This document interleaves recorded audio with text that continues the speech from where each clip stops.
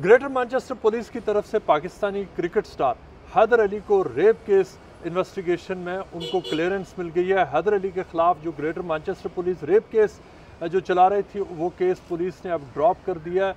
हैदर अली को उनका पासपोर्ट भी मिल चुका है और हैदर अली अब किसी भी वक्त आज़ादाना तौर पर वो बरतानिया छोड़ सकते हैं। उनको इस केस में रिप्रेजेंट कर रहे थे क्रिमिनल लॉ के एक्सपर्ट बैरिस्टर मोइन खान। हम उनसे बात करते हैं। मोइन साहब, आपके क्लाइंट हैदर अली को पुलिस ने क्लियर कर दिया है, क्या बताया पुलिस ने आपको कि वो इन्वेस्टिगेट क्या कर रहे थे और किस बेस पे उनको क्लियरेंस मिली है? अल्हम्दुलिल्लाह, with the grace of Allah almighty अब उनको जो है नो फर्दर एक्शन हो गया case. I can officially tell you that कि केस अब ख़त्म हो गया है और he is no more on the bail. जो सारा प्रोसीजर होता है इसके दो स्टेप्स होते हैं। एक इसको कहते हैं ERO ऑफिसर, कि पुलिस का इंटरनल ऑफिसर होता है, वो भी डिसीजन ले रहा होता है। फिर क्राउन प्रोसिक्यूशन सर्विस भी होती है जिनके पास केस जाता है और उन्होंने अपना एक प्रोसिक्यूशन का कोड अप्लाई करना होता है कि क्या पब्लिक इंटरेस्ट में है, क्या sufficient realistic prospect of success, यानी कि एविडेंस स्ट्रॉन्ग है कि नहीं है। इन दिस केस ये सारे मरहलात से होता हुआ केस, जितने भी मरहले थे इनसे तय करता हुआ, उसमें उन्होंने डिसीजन ये लिया है कि एट दिस स्टेज हम इसको नो फर्दर एक्शन कर रहे हैं। Like he is no more on bail and he is happy, he can go wherever he wants. अच्छा, तो पुलिस ने कंफर्म किया कि उनके खिलाफ उतना एविडेंस नहीं था कि जिस भी बेस पे पुलिस इस केस को आगे लेके चलती, लिहाजा इनफ एविडेंस न होने की बुनियाद पर उनको केस ड्रॉप कर दिया। यानी कि इन सो मेनी वर्ड्स कि आप किसी पर इल्ज़ाम लगाते हैं और आप अगर प्रूव नहीं कर पा रहे तो the case has to be drop. आपने जब हैदर अली को ये बताया कि रेप केस उनके ऊपर ड्रॉप हो गया, क्या फीलिंग्स थी?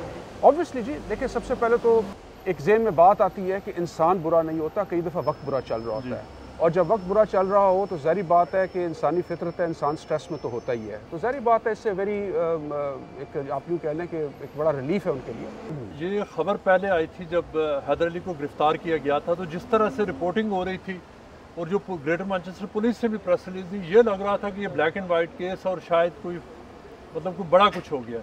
और ये लग रहा था कि जो पुलिस के रोहित में किसी को अगर अरेस्ट कर ले तो वो बहुत ही एक सीरियस स्टेप होता है पुलिस की तरफ से भी। तो क्या हुआ फिर? देखिए इसको मैं कुछ अच्छा, it's a very good question. थोड़ा सा मैं इसको मौका, इसका फ़ायदा उठाऊंगा मौके का और आपको थोड़ा एक्सप्लेन करूंगा कि देखिए इल्ज़ाम और एलिगेशन किसी के ख़िलाफ़ भी किसी वक्त भी लग सकता है। ये इन इटसेल्फ एक चीज़ है।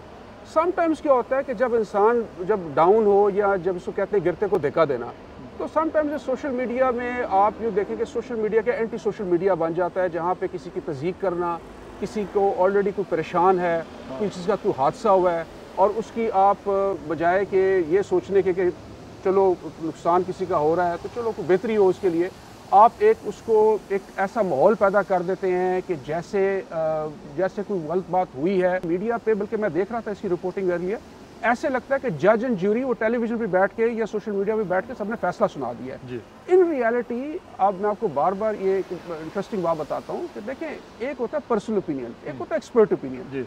ये एक कॉम्प्लिकेटेड डेलिकेटेड कानूनी मामला और प्रोसेस होते हैं।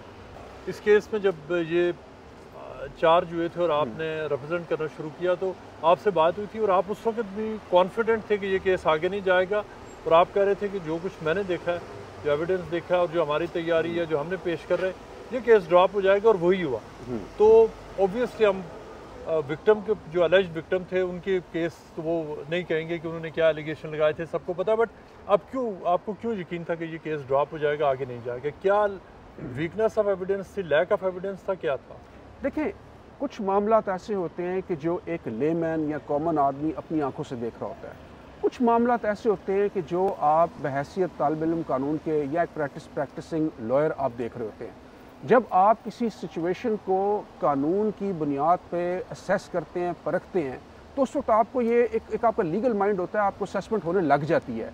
तो आपकी ये एक लीगल आई होती है जो डेवलप हो जाती है। Sometimes you are able to make a very very जिसको नहीं कहते appropriate and logical and legal assessment कि ये केस किस तरफ जा रहा है। इसीलिए मैं बार बार कहूँगा कि पर्सनल ओपिनियन लेने की बजाय किसी एक वाइज आदमी की इंसान लीगल ओपिनियन पर रिलाय करे जिसकी फील्ड है।